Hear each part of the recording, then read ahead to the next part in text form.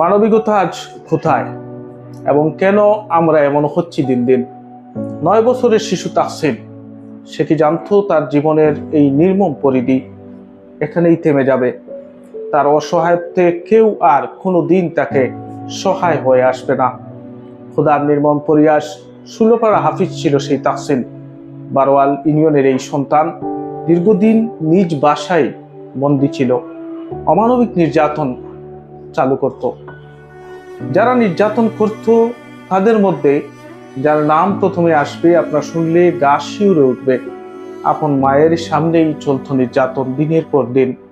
শিশুটির গায়ে এমন কোনো জায়গা নেই যে জায়গা আঘাতের চিহ্ন নেই।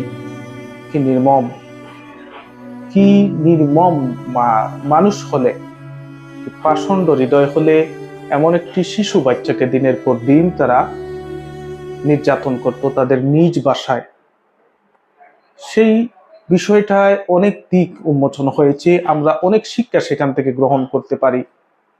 বাবা ছিলেন প্রবাসে, কিন্তু একজন মোল্লা, মা একজন মোল্লা। আমাদের মহিলারা অনেক সময় আমরা এই কাঠ মোল্লা যারা আছে আমাদের এলাকায় বিভিন্ন ধরনের তাবিজ বটি করে থাকে, এদেরকে অত্যন্ত বেশি বিশ্বাস করে থাকি।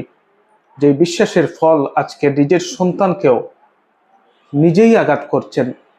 অর্থাৎ আমরা এই বর্ণনা থেকে যেটা পেলাম, সেখানে দেখতে পেলাম যারা বর্ণনা দিয়েছে যে যখন তাকে আঘাত করা হতো কিংবা তার শরীর যখন ক্ষত বিক্ষত হয়ে যেত, তার আপন মা সেখানে লবণ এবং মরিচ লাগিয়ে দিতেন।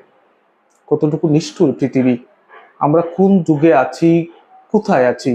এই প্রশ্নগুলো কিন্তু আজ আপনাদের কাছেই রেখে গেলাম।